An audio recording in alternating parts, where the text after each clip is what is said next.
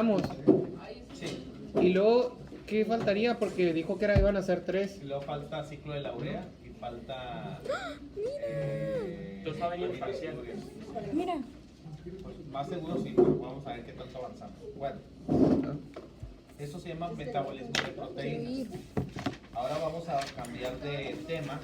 Ya no vamos a hablar de azúcares por lo pronto, pero las proteínas, si se llegan a utilizar como fuente de energía, ya sabemos que se denomina proteólisis.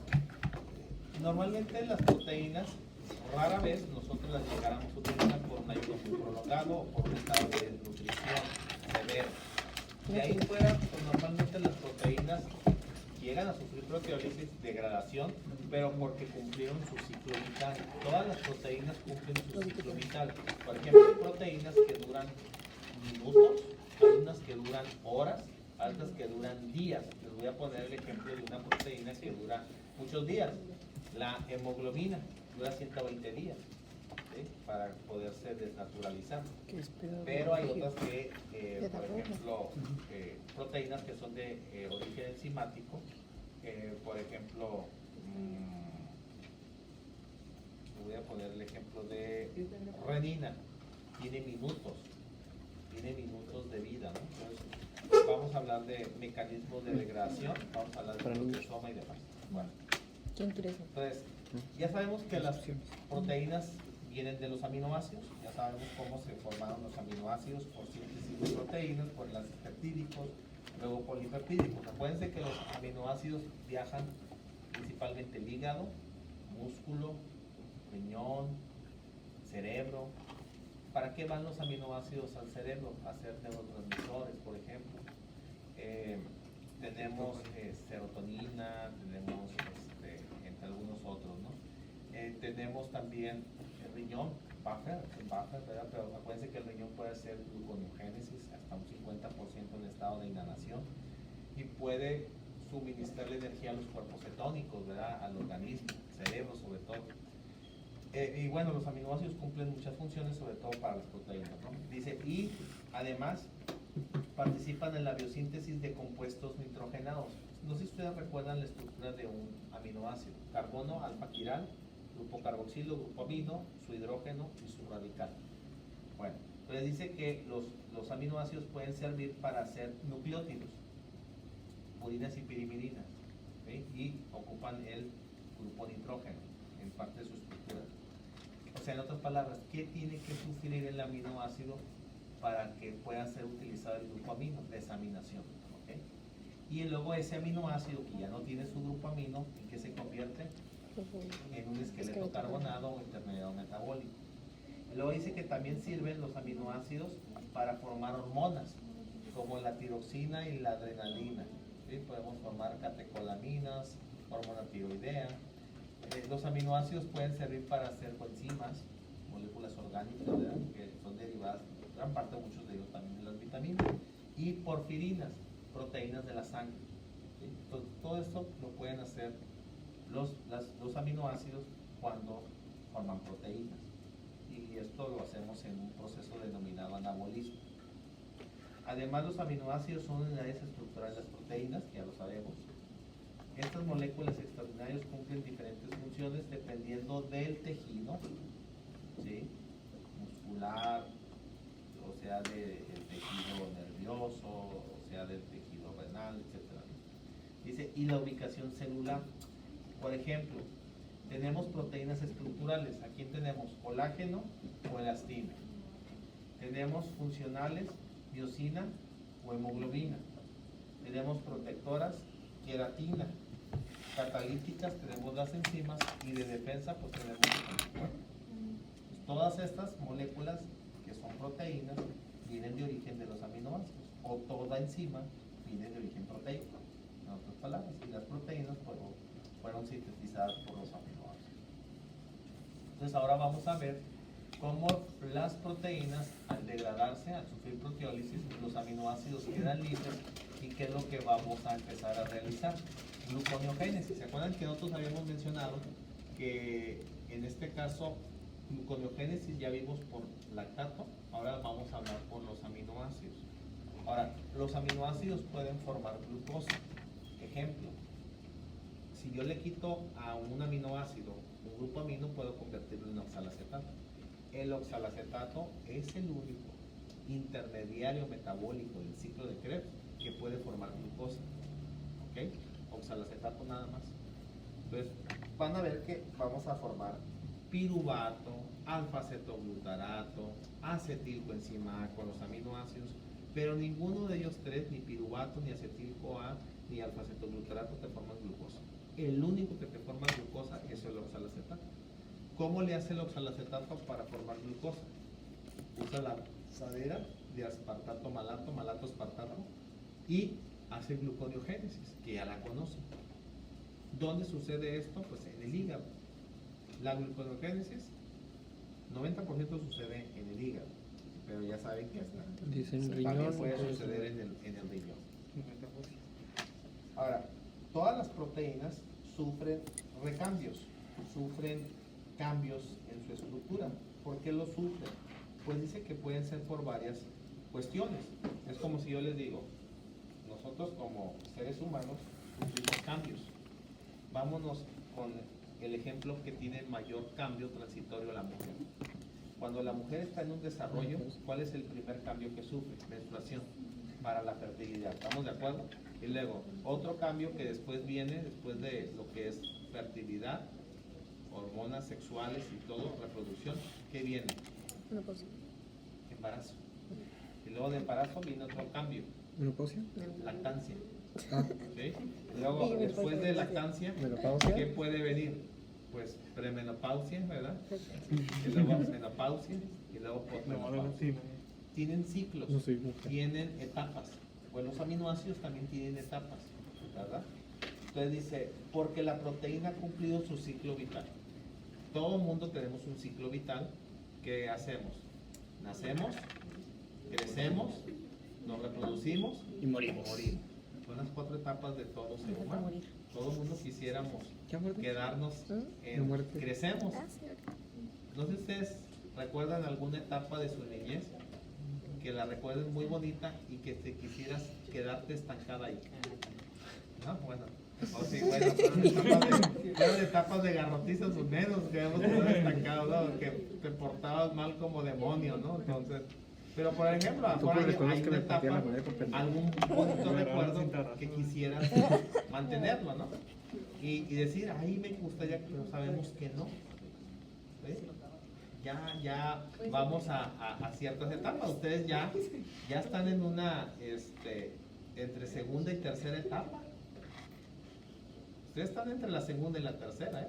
Y yo ya voy para la cuarta, yo ya voy para la cuarta, o sea, realmente ¿tú también? el tiempo pasa rapidísimo. Gracias. ¿Sí? El tiempo pasa rápido, ¿no? Entonces son etapas, ¿no? Las proteínas hacen lo mismo. Porque ha sufrido un efecto deleterio que provoca la destrucción de la misma. Acuérdense que hay algo que se llama autólisis o programación, que ya sabemos que puede ser, ¿cómo se le llama esto? Cuando se programa la muerte celular. Pues un proceso de apoptosis, ¿verdad? ¿Se imaginan que nosotros pudiéramos programar nuestra muerte? No estuviera estudiando. Pasan morros, ¿no? Yo estuviera ahí programando ahí tipo por lo menos digo, no bajar de un 90, mínimo 90. Bueno, pues yo sí quiero vivir, yo no me quiero morir.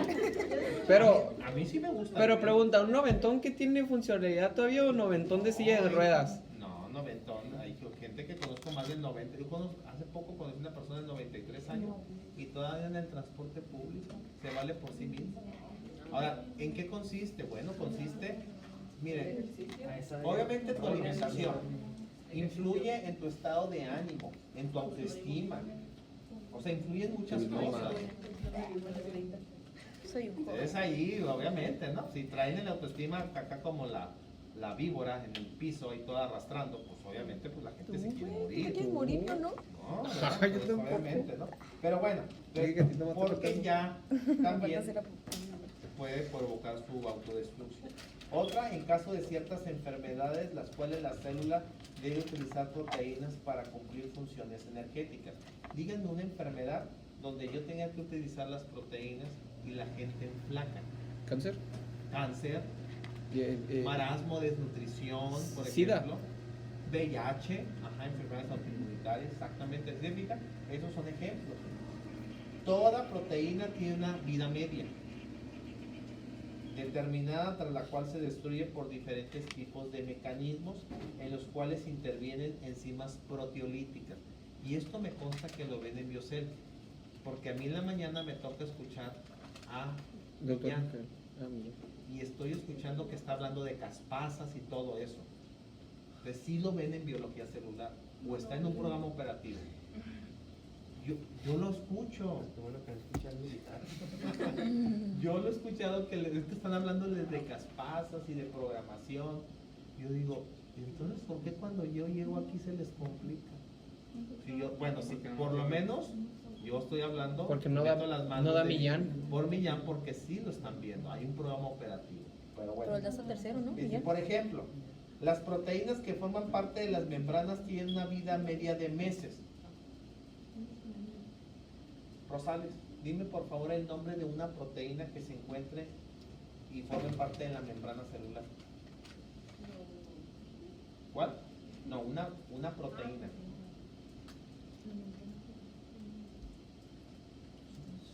Acuérdate de una expresión que dicen los yucatecos. ¿Cuál dijiste? Sí. Sí, ¿verdad? Bomba. ¿De cuál proteína estoy hablando?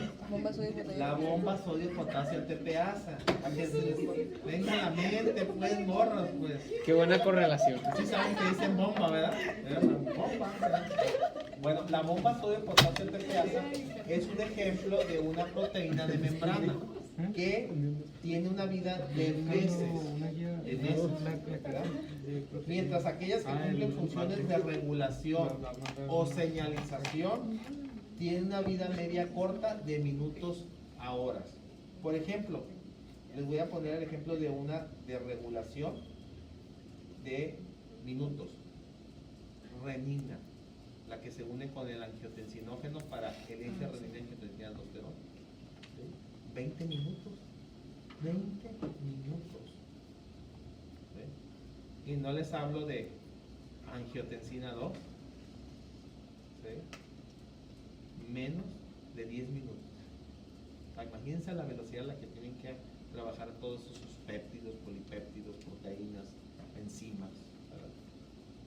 Ahora, ya vimos esta parte, la digestión de las proteínas por ayuda del ácido clorhídrico, de la pepsina, de la tripsina, quinotripsina y sus simógenos y sus enzimas intestinales, ¿se acuerdan? Y que obtuvimos aminoácidos libres por mecanismos de transporte con ayuda de sodio, hidrógeno, ¿se acuerdan? Y absorción. Y luego, ¿qué pasa? Pasan por un mecanismo de transporte activo y ya una vez que llegan, pues van a los diferentes sitios, hígado, músculo, riñón o cerebro. ¿Y ahora qué hacen? Pues esos aminoácidos pueden volverse a convertir en proteínas, ¿verdad? Cuando los aminoácidos van a diferentes sitios a hacer albúmina, hacer otro tipo de proteínas, ¿verdad? En nuestro organismo. Para los aminoácidos, fíjense, esas son fuentes exógenas que obtuvimos a través de la dieta, pero fuentes endógenas, fíjense, proteínas tisulares de tejido. ¿Qué sufren las proteínas de tejido? Degradación. Cuando una proteína se degrada en un tejido a nivel tisular, tiene que sufrir algo que se llama proteólisis, ¿sí? La lisis de la proteína. Y independientemente, si se fijan que si yo paso por digestión de manera exógena o hago proteólisis de manera endógena, obtengo aminoácidos libres. ¿Sí se fijan? O sea, lo central son los aminoácidos libres. Ahora, esos aminoácidos tienen la capacidad de hacer dos mecanismos o dos procesos: desaminación y transaminación. La de transaminación, ¿qué es? La formación de un nuevo aminoácido a partir de otro. Y la desaminación es la separación, la remoción del grupo amino de un aminoácido. La desaminación, cuando ya no tienes el grupo amino, eso se le llama esqueleto carbonado o intermediario metabólico. Vamos a ver alfa-cetoglutarato, piruvato, salacetato. Ellos en su momento fueron aminoácidos, pero le quitaron su grupo amino y se quedaron como esqueletos de carbono. Le decimos esqueletos de carbono porque se queda con el carbono central y con el grupo carboxilo, ¿estamos de acuerdo? Y el radical tiene también carbonos, por eso se le llaman cadenas hidrocarbonadas. Ahora, ¿qué pasa con esos aminoácidos al sufrir desaminación o transaminación? Si sufren degradación los aminoácidos y se le quita, fíjense, se le quita el grupo amino, ¿en qué se convierte el aminoácido? Lado izquierdo, alfa-cetoácido o esqueleto carbonado. El alfa-cetoácido es el aminoácido sin el grupo amino. ¿Sí me entienden? ¿Sí? ¿Y quién es el amoníaco? El amoníaco es el grupo amino. ¿A dónde tiene que viajar el amoníaco para poder ser eliminado en forma de urea? Al hígado. Entonces, por eso tenemos que hablar el día de mañana, seguramente, del ciclo de la urea. El ciclo de la urea se lleva a cabo en el hígado, pero tiene que ser transportado. El amoníaco no puede ser transportado libremente por la sangre porque eso es tóxico para el cerebro y nos estaría dando algo que se llama hiperamonemia. Eso no sucede. Entonces, para eso, nosotros vamos a requerir de fíjense, dos aminoácidos que transporten el amoníaco de manera no tóxica. ¿Cuáles son los dos aminoácidos que transportan el amoníaco de manera no tóxica? Uno se llama glutamina y otro se llama alanina. ¿Ok? Son dos aminoácidos que transportan de manera no tóxica el amoníaco. ¿Qué quiere decir? Fíjense bien cómo lo voy a decir despacito, ¿eh?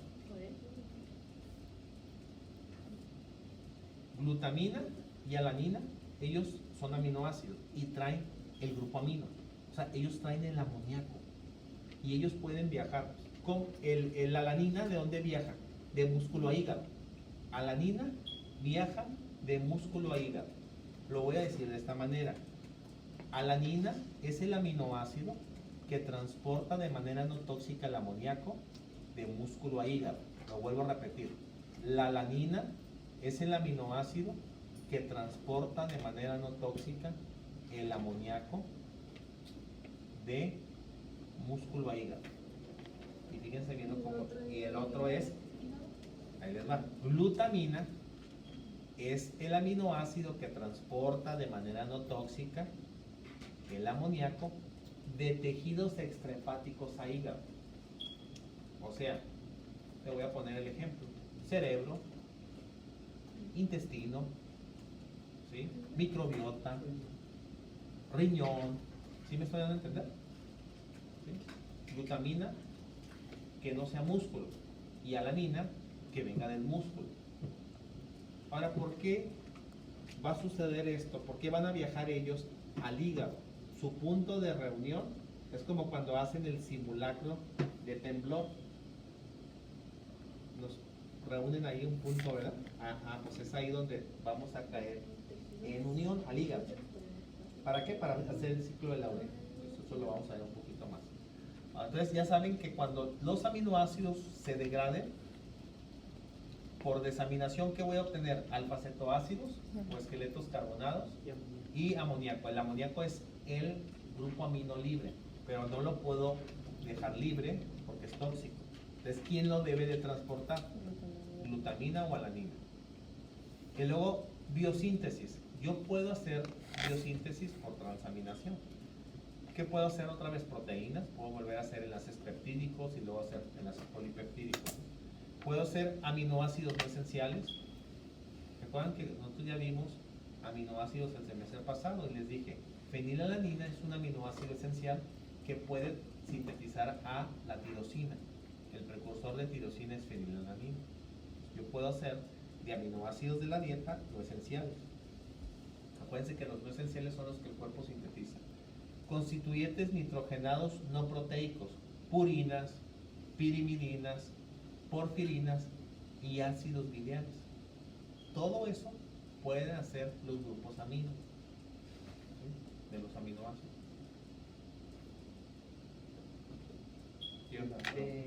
Por ejemplo, ¿no ve que usted nos dice que la tirosina viene de fenilalanina? ¿Ah? Entonces, fenilalanina hace desaminación para formar tirosina. Ajá, ¿Sí? ¿sí? Pero ahí ocupas una enzima que se llama fenilalanina hidroxilasa. Cuando falla esa enzima, hay fenilcetonuria, que es la patología que tenemos que ver. Se llaman aminoacidurias. ¿Cómo te das cuenta si alguien tiene una aminoaciduria? Obviamente, pues por la clínica, pero para saberlo anticipadamente, le haces el tamiz neonatal al bebé cuando nace. Y ahí es cuando nos damos cuenta de las aminoacidurias. Ahora, fíjense bien. Los alfa-cetoácidos pueden formar glucosa. ¿Qué alfa-cetoácido puede formar glucosa? Oxalacetato, por ejemplo. ¿Ok? Fíjense bien, los alfa-cetoácidos pueden oxidarse y llegar a acetilcoenzima A. O sea, un aminoácido, si tú le quitas un grupo amino, puede formar acetilcoenzima A. ¿Y qué puedes formar con acetilcoenzima A? Ciclo de Krebs. Puedes formar cuerpos cetónicos, ¿verdad? Puedes hacer síntesis de colesterol. No solamente PDH hace acetilcoenzima A. No solamente la beta-oxidación te hace acetilcoenzima A, también los aminoácidos. Por eso, cuando vemos la definición del ciclo de Krebs, dice que es una ruta anaplerótica, es una vía anfibólica, donde confluyen aminoácidos, carbohidratos y lípidos. Todo te lleva a acetilcoenzima A. Todo. Acetil-CoA está activa en ayuno y en alimentación. ¿Sí se fijaron? El semestre pasado estaban los del segundo A y me dicen, si usted hubiera sido molécula, no, me hacen cada pregunta, ¿no? ¿Qué molécula hubiera sido usted? Y yo sin pensarlo le dije, acetilcoenzima A. ¿Por qué? Porque siempre está activo en ayuno y alimentación. Así de sencillo. ¿Sí? Acetil-CoA, ayuno y alimentación siempre está activo. Así de sencillo. ¿Por qué? Porque acetil-CoA te lleva cadena transportadora de electrones para generar ATP. Pero si tú quieres hacer glucodiogénesis, tienes que llegar a oxalacetato. ¿Sabes? Ahora, el amoníaco es el grupo amino que se separó del aminoácido. ¿Estamos de acuerdo? Se tiene que convertir en urea. Ahora, recuérdense que el amoníaco va transportándose por glutamina y alanina. ¿Estamos de acuerdo? Ahora, quiero que vean la siguiente imagen. Me voy a adelantar un poquito.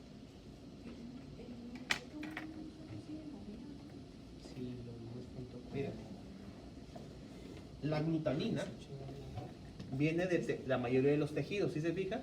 Y viaja al hígado. La alanina viene del músculo.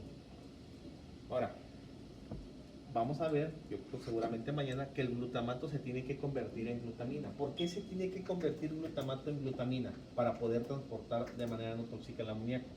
Lo que pasa es que el glutamato es un aminoácido ácido y glutamina es un aminoácido neutro. ¿Qué quiere decir? Que si yo dejo el paso del glutamato al hígado, a los hepatocitos, voy a modificar el pH de la célula. ¿Sí se fijan? Por eso yo no permito el paso de glutamato al hígado. El glutamato tiene que convertirse en glutamina porque el glutamina es un aminoácido neutro. No va a modificar el pH, ¿estamos de acuerdo? Por eso glutamina, ¿sí? Tiene que entrar. ¿Sí? Ahora, alanina, ¿sí? Puede venir del músculo, pero fíjense, ¿qué está pasando con la alanina en el hígado? Se está desaminando, pierde su grupo amino y se convierte en piruvato. Si yo convierto piruvato, ¿sí se fijan que ¿se acuerdan que alanina les dije que era un inhibidor alostérico de una enzima de la glucólisis, de la piruvatocinasa? ¿Por qué? ¿Por qué tiene que inhibirla alostéricamente? Porque si la alanina se convierte en piruvato, va a tener que irse ¿a dónde? Al ciclo de Krebs, ¿sí? Entonces obviamente la alanina es un inhibidor alostérico. Entonces fíjense qué es lo que hace la alanina. Pierde su grupo amino. ¿Y a quién le da el grupo amino la alanina? Al alfa-cetoglutarato para convertirse en glutamato. ¿Sí se fijaron? Y luego el piruvato en el hígado, ¿qué enzima va a utilizar? La piruvato carboxilasa para hacer oxalacetato. Y ya se sabe en el resto del camino. para hacer gluconeogénesis al músculo. ¿Sí, fijan? Vuelve la glucosa al músculo. ¿A qué viajó la alanina? A depositar su grupo amino para convertirse en glutamato. Ahora, el glutamato, él le va a poder dar grupos aminos al oxalacetato y al piruvato. ¿Para qué les da grupos aminos el glutamato? Para convertirse en aspartato aminotransferasa o en alaninotransferasa, que eso lo vamos a ver como las transaminasas que tienen un valor o importancia clínica en la función hepática en sus pacientes. Eso lo vamos a ver seguramente mañana. Pero nada más para que vean el panorama. Glutamina transporta de manera no tóxica el amoníaco y alanina de músculo a hígado y las otras de tejidos extrahepáticos a hígado. Y ya saben por qué la glutamina tiene que convertirse en el glutamato en glutamina, porque glutamato es un aminoácido ácido y glutamina es un aminoácido neutro. ¿Estamos de acuerdo? La alanina es un aminoácido de 4 carbonos. Ajá. Cuando le quito uno, le hago piruvato. No, lo que le quitas es el grupo amino nada más, El grupo amino para convertirse en piruvato. en piruvato. Ahora, 4 carbonos o 3 carbonos. 3. ¿Sí? Entonces, piruvato lo pueden convertir los aminoácidos y lo puede convertir la glucosa. ¿Se fija? Sin problema. Nada más que el piruvato tiene que usar, como ya estás en el hígado, usas la piruvato carboxilasa, enzima mitocondrial hepática, para convertirse en oxalacetato y usamos lanzaderas y hacemos gluconeogénesis. Ese es el tema casual, nada más que pues, tiene sus detallitos. En los organismos, el 90% de las necesidades, fíjense, energéticas son cubiertas por los hidratos de carbono y las grasas. O sea, se supone que en nuestro cuerpo, eso es lo que normalmente nos da y nos aguanta. El 10 al 15% restante es proporcionado por la oxidación de los aminoácidos. Sí hacemos algo de gluconeogénesis, pero es muy bajito. ¿Sí? No es tan relevante. ¿Y por qué lo hacemos? Porque se tienen que eliminar los grupos aminos.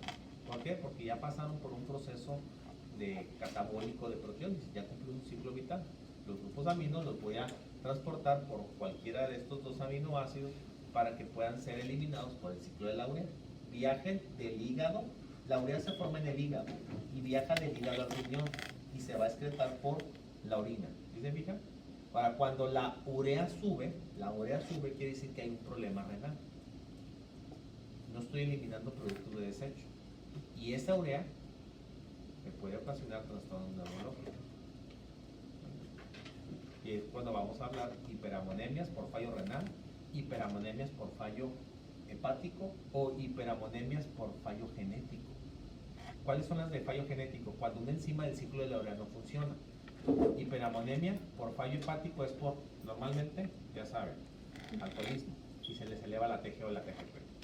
Y si es por fallo renal, se te eleva la urea y la creatinina. Y es bien fácil identificar, nada más que tienen que saber la clínica. Todo aquí va a ser por clínica y laboratorios, ¿eh? Ahí sí van a poner más atención en eso. Y vienen más casos clínicos por hiperamonemia. Sistemas de transporte de los aminoácidos también ocupan el sistema de transporte. Si les digan que anteriormente hablamos de sistemas de transporte como las lanzaderas. Aquí los aminoácidos usan el transporte activo o difusión facilitada. Aquí ocupan estos dos. Las células intestinales, renales y hepáticas pueden usar estos mecanismos. La ayuda de energía o la ayuda de una proteína. Entonces tenemos, fíjense, aminoácidos neutros pequeños, alanina y serina. ¿Sí se fijaron que la alanina puede pasar libremente del músculo al hígado por ser neutro? Y fíjense, aminoácidos neutros y aromáticos grandes, isoleucina y tirosina. Aminoácidos básicos, arginina, aminoácidos ácidos, glutamato. Por eso el glutamato se tiene que convertir en glutamina. Obviamente hay una enzima que le va a ayudar para que pase de glutamato a glutamina, para hacer esa famosa transaminación. Y tenemos diferentes tipos de aminoácidos, ¿no?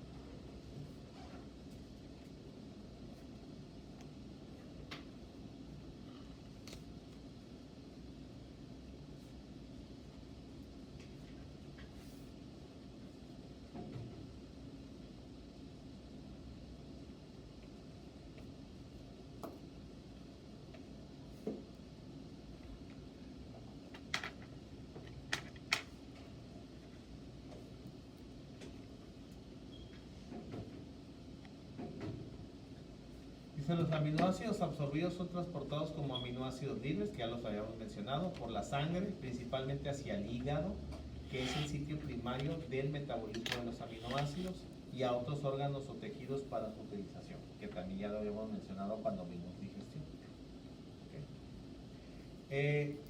Hay 3 aminoácidos que se llaman, pues los aromáticos saben que sirven mucho de neurotransmisores para acá, pero hay unos que en estado postprandial viajan al cerebro y son los ramificados. ¿Sí? Los ramificados en estado postprandial pueden viajar a cerebro para tener también otras funciones biológicas, ¿no? Ahí tenemos distribución de aminoácidos en el periodo postprandial, después de comer. Glutamina y asparagina, intestino y riñón. ¿Sí? Por eso la glutamina tiene que viajar al hígado. Aminoácidos de cadena ramificada, músculo y cerebro.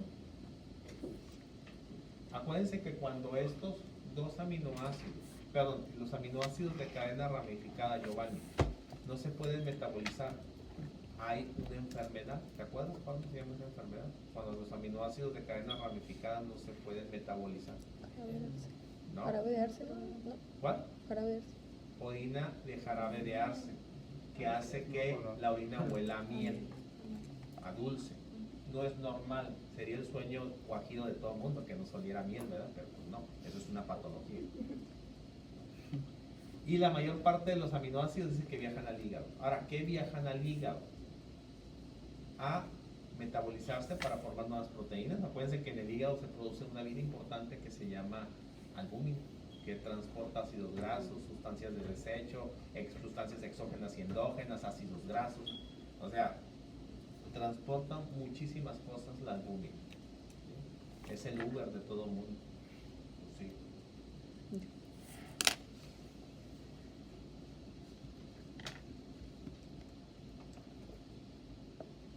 Me voy a meter un poquito con biología molecular. Le dije un poquito. Cosas muy amigables. Nada de ofensa o falta de respeto a la neurona.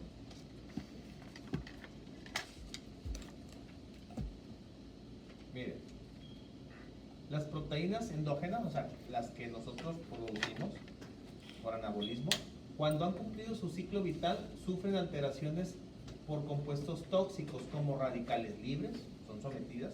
Acuérdense que una proteína se puede desnaturalizar, ¿no? Dice, metales pesados. No sé si ustedes sabían, por ejemplo, hay plomo, ¿sí? Les van a enseñar en Bioca 3, que sí está, hay una enfermedad que se llama saturnismo, y es porque la persona tiene contacto con el plomo. Las personas que nos hacen el favor, y que digo mis respetos, que nos atienden en las gasolineras, ellos están en contacto con plomo, la gasolina tiene plomo, y puede tener saturnismo, afecta a proteínas de la sangre. Y sí sabían que uno de los primeros síntomas de saturnismo, para ti no puedes, lo último que pensarías es que es saturnismo. ¿Saben cuál es el principal clínica del saturnismo o cómo inician? Con estreñimiento.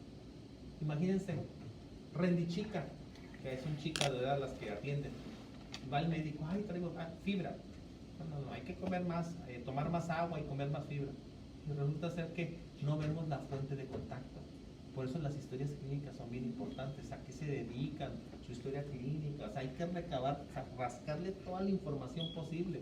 Por eso las historias clínicas ven la gente hasta porque me están preguntando cómo es mi casa, si es de bloque, es de madera, qué religión soy, o sea, tengo que sacar los más datos posibles, porque a lo mejor ahí está la etiología, está el origen de la enfermedad, ¿no?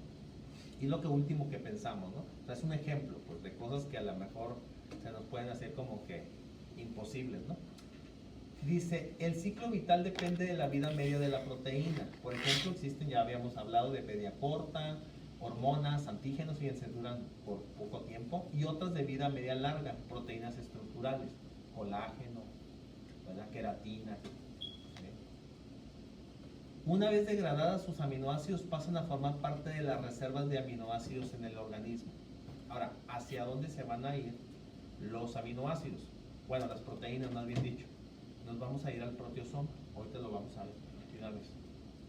sistema proteosoma ubiquitina. No me vayan a confundir ubiquitina con ubiquinona o con Simacu, son cosas muy diferentes. Miren, fondo común de los aminoácidos, digestión de proteínas exógenas, las de la dieta, que ya las vimos, sometidas por ácido clorhídrico, sometidas por pepsina y todas las enzimas pancreáticas intestinales. Degradación de proteínas endógenas, ¿cómo van a ser degradadas? Por proteólisis, ¿en dónde? En el proteosoma, lo vamos a ver hoy. El proteosoma es un sitio de la célula que es como un barrilito, donde van ahí todas las enzimas. Yo el semestre pasado se los comenté, y van a etiquetarse las proteínas. ¿Por qué se tienen que etiquetar? Ese proceso de etiquetado, después lo vamos a ver, se llama ubiquitinización, porque lo hace la ubiquitina. Porque el proteosoma va a degradar lo que esté etiquetado, no va a degradar lo que no esté etiquetado. ¿Se imaginan que jalara parejo? Ya no estuviéramos aquí para empezar. Entonces van a pasar por el proteosoma aquellas que ya cumplieron su ciclo vital y que fueron etiquetadas, fueron identificadas como proteínas, no quiero utilizar la palabra viejas, ¿verdad? Pero proteínas ya maduras que ya no tienen función, que ya cumplieron su ciclo vital. Y aminoácidos sintetizados en la célula, en los ribosomas. Ahora, fíjense bien el grupo de proteínas, ya las vieron ustedes en biología, las vamos nada más a recapitular. Tenemos las lisosomales o catepsinas. Acuérdense que acabamos de hablar de glucogenopatías, ¿verdad? Y ya veamos que para que se pueda degradar glucógeno por los lisosomos, pues ocupo de enzimas.